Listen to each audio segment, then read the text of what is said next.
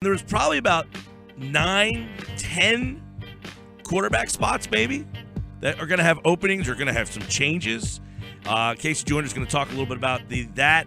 As Casey and I talked a little bit before he came on the show today, he talked about a major shift in the elite quarterbacks, and that's something that we talked about on Wednesday, how that top tier is getting smaller and smaller and smaller, Casey. And I think there's a lot of interesting quarterback situations that are going to be opening up, and some change is on the horizon in the NFL because Brady can't keep doing it for that much longer, can he?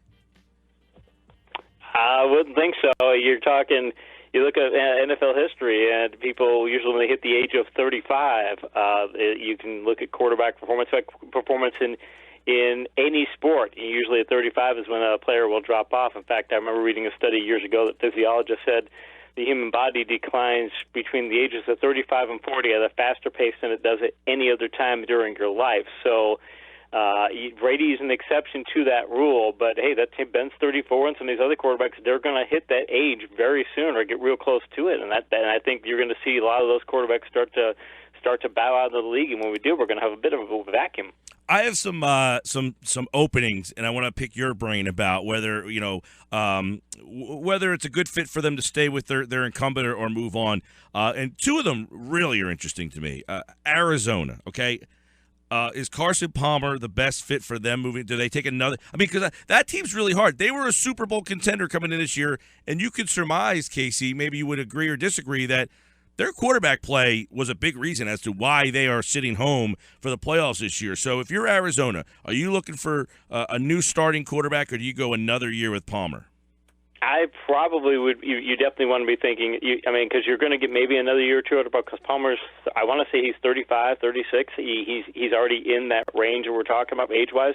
So you definitely want to be going in a different direction. In fact, I was had a conversation with a scout earlier this year, and he said that one of the reasons that Arizona dropped off, he said suddenly Carson Palmer just became a mediocre quarterback just immediately.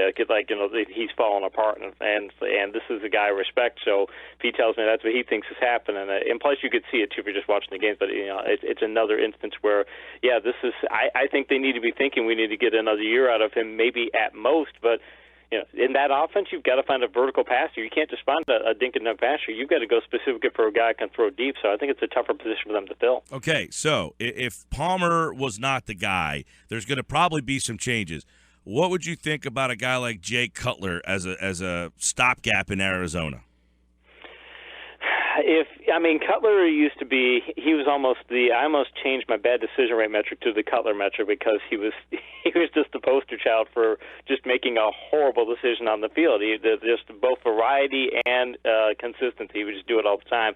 He's fixed that of late. Last few years, he's been solid in that category. So.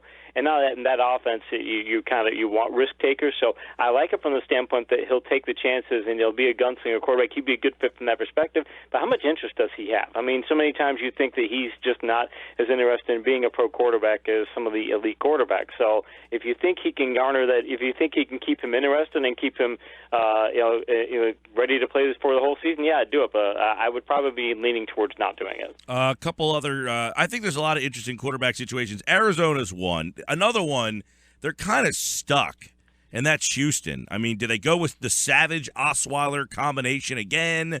Is there, another option that's out there for them, or do they just got to suck it up with Osweiler again? I think they need to move on from Osweiler because if you look over his career, both last year in Denver and even going back to his days at Arizona State, he doesn't throw vertical passes very well. In fact, his senior season at Arizona State, when he was under duress, meaning when he didn't have a clean pocket, there were like 65 qualifying passers and vertical passes that year, and he was 61st in vertical yards per attempt. It was just abysmal. I mean, the guy cannot throw deep passes. So he, by himself, he can make Will Fuller and Nuke Hopkins. He can make them both just average receivers. So you have to go elsewhere. I'd probably go into Savage. I'd be looking into the draft, but the draft doesn't have. There's not that many good prospects in the draft or guys who you think could come and make an immediate impact. How about Denver? Do you stay the course with the two young kids, Simeon and Lynch, and let them battle it out? Or do you think the current state of their team that they should look outside and look veteran?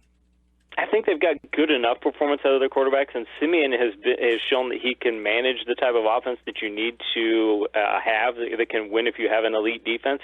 And I don't think he deserved the Pro Bowl berth that were supposedly given to him that he turned down. I don't think he's at that level, but he's a good enough quarterback. When you start looking at his metrics and start looking at how he played later in the year, he was an upper half of the league quarterback in a number of categories. Now, I don't mean top 10. I mean, he's that good, but you're talking, I think he was 13th in yards per attempt the second half of the season. So that, I mean, when you can get to that level at this point, it says, okay, you've got that kind of a ceiling. And Lynch is a talent. He's raw, but he is a talent too. So if I'm them, you always want to look for another quarterback. But if I'm them, I'm saying I'm pretty happy where I'm at quarterback. It's not my primary goal to upgrade there. Casey Joyner, ESPN.com, NFL Insider, looking at the quarterbacks is probably the most important position, maybe in all of sports, but definitively in football if you want to make that run to the Super Bowl, and a lot of teams are going to need them this year. We're looking at, okay, there's Arizona, they're going to need one, or potentially need one. Denver could need one. You look at Houston, they probably want one. We don't know if they can get one. If you're Cleveland, do you take a wild swing in the draft, or do you look for a veteran, or do you stick with Robert Griffin III? I think they need to be a team that says we need, because there's a thought in the scouting world that says you should always be looking for a quarterback. No matter what, you should always be trying to find another quarterback, because it's just talent is so rare at that position that you should, if you think you've got an opportunity to get somebody, you should always look at that. And I don't think they should be relying on thinking that who they have on the roster or RG3 or anybody else is going to be the solution to their problem. Problem isn't the draft. I mean, the best prospect is a guy named Mitch Trubisky from North Carolina.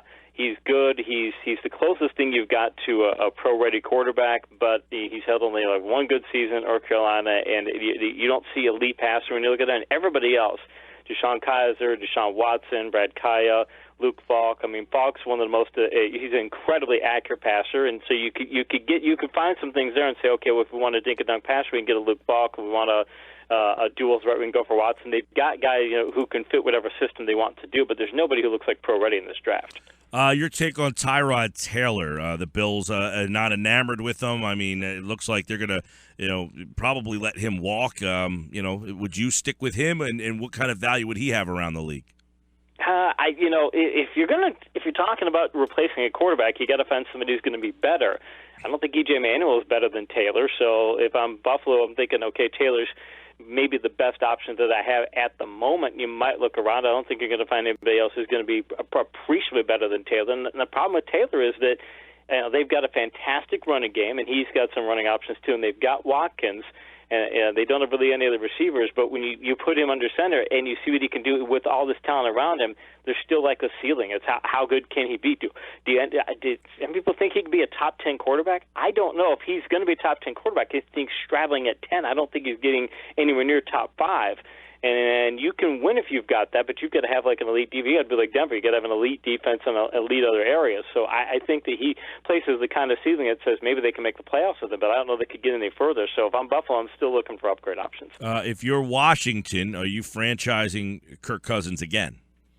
Yeah, because his big problem coming into this year was vertical passing. He was one of the better vertical passers, and if you take certain segments of the year, he's one of the best vertical passers in the league. So he solved that issue. He also shown this year that he can hit vertical passes to people other than Deshaun Jackson. Before it was like he would have great numbers with Jackson and mediocre numbers with everybody else. You start getting those numbers now. It's like, oh, he's got really good numbers with a lot of receivers. That shows progress as a quarterback in the most important area. He still makes some boneheaded decisions. He still makes some crazy passes, but you can hopefully coach that out of him and make him begin to make a few fewer of those. But let me put it this way. If you're Washington, you're looking at that going, do we think we can win with this guy? Do we think we can get somewhere with this guy? I think the answer is yes, and I think if you moved away from him with somebody else, I think that would be a bigger drop-off for them potentially than it would be for a lot of other quarterback changes. Do you see enough from Jared Goff to make an opinion on what kind of quarterback you think he might be? I think he needs a better quarterback coach, for one.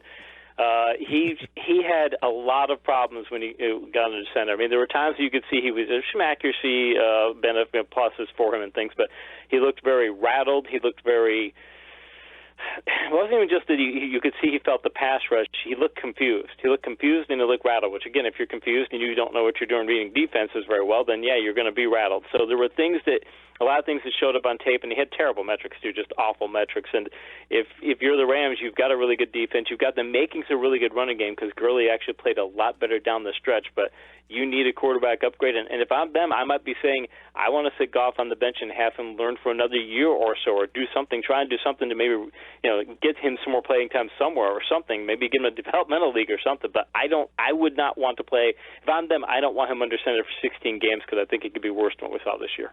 Casey Joyner with us, and Casey, we all know how important the QB is. It does seem like there's a lot of good, solid guys, but maybe not a lot of great guys, making it more difficult if you don't have that elite guy to make a Super Bowl. Is the QB now more important than ever? I think we're going to be seeing a shift in quarterbacks. I think we talked about the top guys who are leaving out, but I think NFL and as a whole is going to. I don't think we're going to see a type of situation where you're seeing, if you remember back in the 90s, Neil O'Donnell made a Super Bowl. You had in the 2000s, you had Rex Grossman made a Super Bowl. When that happens, you wonder if the league has enough quality quarterbacks. And I said this draft is pretty thin in quarterbacks, but you still look at the potential good young quarterbacks in the league, and you're going, okay, you still have Marcus Mariota, you still have Andrew Luck. I think Blake Bortles could be a lot better than he was last year. You still have Derek Carr. It could be a potential MVP. You've got Prescott. Cousins, has stepped up. If we can put Carson Wentz in there, I think he's got a really bright future. You start looking and go, okay, there's a lot of still good young quarterbacks. Even Minnesota's got a pair of quarterbacks now that they might be able to build off of. So I think there's going to be enough quarterback talent in the league that you're not going to see many teams that don't have good quarterbacks making Super Bowl runs. How about the state of quarterbacks in today's game? Is there good depth at that position? Yeah, and we're talking. The guys were just talking about there, and the thing is, I think if we're talking, you can get the top guys, but I think when it comes to depth, it's going to be how does some of the other guys progress? How does Jameis Winston, does he become? What's his ceiling? Because he's shown that he can throw a lot of passes.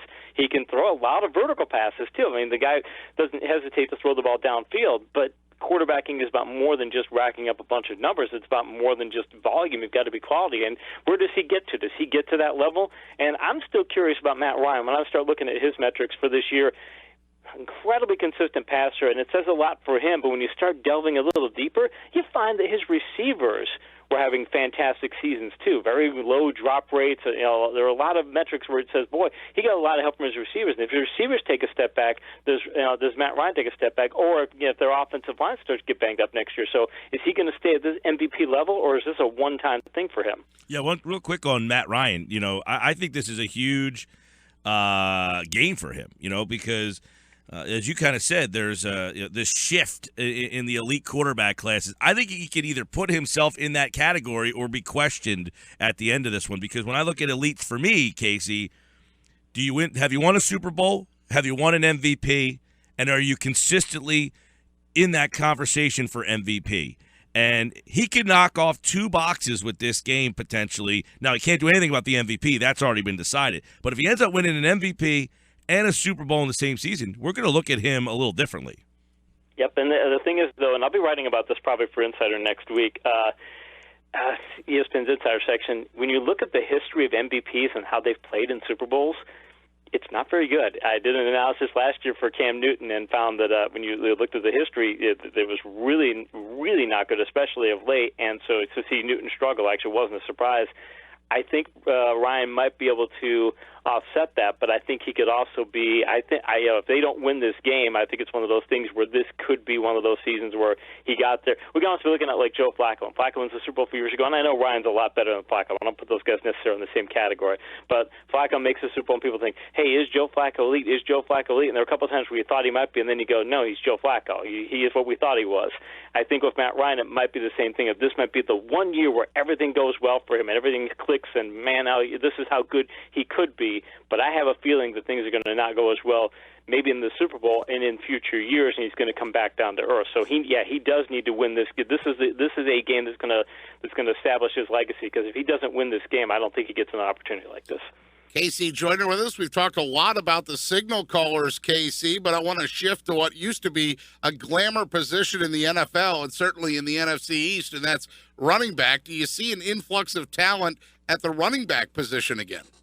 I see a fantastic influx of talent. Fantasy footballers are going to love this because they're finally going to have more running backs. You know, it used to be you can only get through first round of a fantasy football league, and you were starting to already fight over scraps and things. But you're going to have Leonard Fournette, who's a fantastic breakaway threat, a big breakaway threat. Dalvin Cook is a really speedy back, kind of remind sort of Devontae Freeman is today, and you got Deontay Foreman, who is another power back from Texas. You got Christian McCaffrey, a do-it-all back. You put him in a good West Coast offense. If you were to put him in, say, Green Bay, oh, my gosh, he would be a fantastic find for them.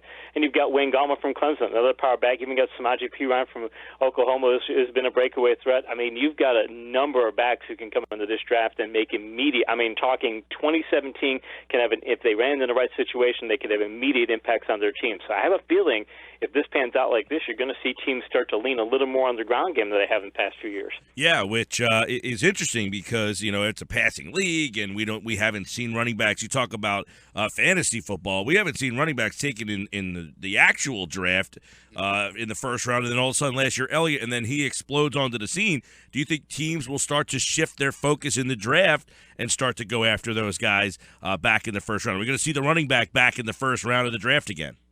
It would be a huge surprise if Foreman, Cook, Fournette, and McCaffrey were not taken in the first round this year.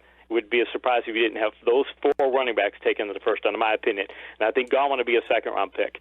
And mind you, Perine and Connor are not that far behind. And mind you, Donnell Pumphrey from San Diego State, who set records this year, is breaking some of the all-time records. I mean, he's a guy who might need to make the top 10 as far as running back listed in depth of the draft this year, because that's how strong the position is. Yeah, I wouldn't be surprised if you saw players go in the top 4, and if I'm Philadelphia Eagles, I'm thinking of taking one of those guys as my top pick. You know, it's funny you say that because they're at 14, 15. If they stick there, you know, the consensus is they need a playmaker, whether it be wide receiver, corner, or running back. So if you're at 14 or 15, a couple of years ago, you would never think of taking a running back at that spot. But if the best player, the best playmaker at 14 or 15 is a running back, if the wide receiver you like's not there, the corner there, so you say 14, 15 in today's game, because what do the analytics say about taking a running back? I know that's right up your alley. Yeah, the analytics. The thing is, though, is that if I'm looking at Philadelphia, I mean, you're talking the analytics about how much talent there is at running back, and if you look at the analytics, you find that good blocking is what gives you a good running game more than a great running back. But if Philadelphia, looking at the situation, going, okay, you've got if Matthews is your power back, you can't count on him because he gets too banged up and things. He never plays a full season. You've got smallish backs behind him, and Sproles, who's older anyway, and you're going to need to replace him soon enough. And yeah, Smallwood's good, but he's a smallish back, so you need somebody who can be that you need an Ezekiel Elliott. You need a bell cow back. You need a guy who can pound the ball in there. So if I'm looking, I can find fits for all four of those guys I was mentioning, but I can even see McCaffrey in the Philadelphia offense going. He would be a fantastic pick because he's a fantastic running back as far as, he can power run it, he can run it if you want to use speed running or power running, he could do both, and he's a terrific receiver too. So I mean, he could be an all-purpose back for Philadelphia and take that running game because they've already got good blocking there. Philadelphia's a top 5 team in good blocking rate. You put him behind that offense, and now you can start to match the Cowboys. You think teams will go back to the bell cow, or do you think we'll still see the rotation running backs? Splitting carries, because it seems like if you have a guy, the Le'Veon Bell, Ezekiel Elliott, if you had the guy that can carry the load, those teams seem to prosper. Not all of them. I mean, some team, Atlanta has a split. But do you think we're going to see more of teams go back to the one, lead back? I think that teams prefer to do that because if you start to split your backs, you may send signals to the other team as to what you want to do on offense. If you're starting to put your back in here, starting to put this back in there, you can start maybe inadvertently dictating what you're trying to do. And if you can just keep one back out there, you've got the threat to run or pass all the time. So I think that would be the preference And with these backs here, I mean, I don't, Cook and McCaffrey are both very good in the passing game. I think Foreman and Fournette are a little more limiting. So it might be one of those situations where if whoever lands Fournette and Foreman may decide, okay, we're going to go ahead and pound the ball with these guys, and they're going to end up in that sort of team. And if you're trying to do a little more variation in your backs and things, you're going to go with the other two. But whoever gets them, I think they're going to try and lead in them as a bell cow back as much as possible. Casey, we talked quarterbacks, we talked running backs. Talk Super Bowl a little. Who is the better quarterback and who is the better running backs? In the Super Bowl? Yep. Yep. I'm taking. I had a vote in the Pro Football Writers of America MVP voting, and I voted for Tom Brady because as great as a greatest season as Matt Ryan had, I think that a lot of why he did as well as he did is because the players around him played exceptionally well. He had fantastic running backs because when you're talking about, if you're talking running back, it's easily the Falcons because their pair of what Coleman and Freeman, those guys can do things. They both can run and pass in ways that the Patriots backs can't. I mean, the Patriots backs, they're going to be the ultimate. We're going to put that back in there, and he's going to do that. Hey, here's our pass catcher back. Here's our power running back. They're going to kind of dictate that. Whereas when you Falcons, they can do whatever they want to with their backs. When you're talking quarterbacks, I voted Brady over Ryan because Brady led the league in vertical yards per attempt. He only had Gronk for a few games. And, he's throwing to Chris Hogan. He's throwing to Edelman. He's throwing to these backs. He's throwing to Martellus. He's not throwing. None of these guys are elite vertical receivers, and he leads the league in vertical yards per attempt. And I'm looking at it going, well, Matt Ryan, he had better vertical yards per attempt than Matt Ryan. I'm thinking, well, yeah, Matt Ryan has Julio Jones and Sanu's a pretty good receiver, too. And that's not what Brady has. And for Brady to do that at 39, it's awe-inspiring. So, and by the way, Brady for the career, I think for this year was, Ryan's having a great year this year. So Ryan versus Brady for 1 year right now for one game in this particular, you're taking Brady over Ryan every time in a career situation. But the running backs are interesting because the Falcons one's more dynamic, I think. It depends on what mood Belichick wakes up in that day. Does he want to grind it with Blunt, or does he want to kind of be a little bit more dynamic with Deion Lewis? It just I likened it this morning that he has a wheel in his room, and he just spins the wheel on Sunday mornings and says, all right, you're going to be the star today. Chris Hogan, come on down. You could see that happening, kind of like a Monty Hall situation. Absolutely. The thing about it for the backs, though, from their perspective is New England's good blocking rate this year. They only got a good blocking rate of 37%. It was 18th in the league. So this is not – they're a little below average. And Atlanta had a good blocking rate of 41%. So their backs can count on good blocking. But the thing is, New England does things with when they decide they want to do the power running game, they're trying to get you as a defense to say, hey, you have to respect Blunt because if we give him good blocking, he's going to get significant gains. And we're going to wear you down that way. And we're going to put your linebackers into situations where they got to cover these receivers. Okay, they've got White and they've got Lewis. Okay, we have two players we can go out with you and things. So I think that flexibility, because he has different players to play those roles, it does dictate a little, or does telegraph a bit maybe what he might do. Because if you put Blunt out there, you're not throwing him the ball that much. But for what the game plan of what Belichick might want to do, he's got all that he needs from the running back position. I don't know how he does it sometimes, but we'll get more into the Super Bowl next week when Casey joins us. We'll really start to get the matchups to watch, where he likes the advantages. That'll be fun on next week's shows when we talk to Casey Joyner here on the Sports Bash. But good quarterback conversation. I think I agree with you in terms of the depth at that position. A lot of really good ones, but not the elites are drying up a little bit. We're starting to fall. The Bradys are getting older.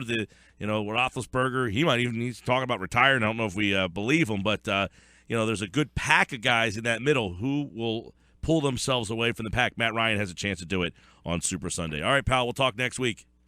Sounds great, man.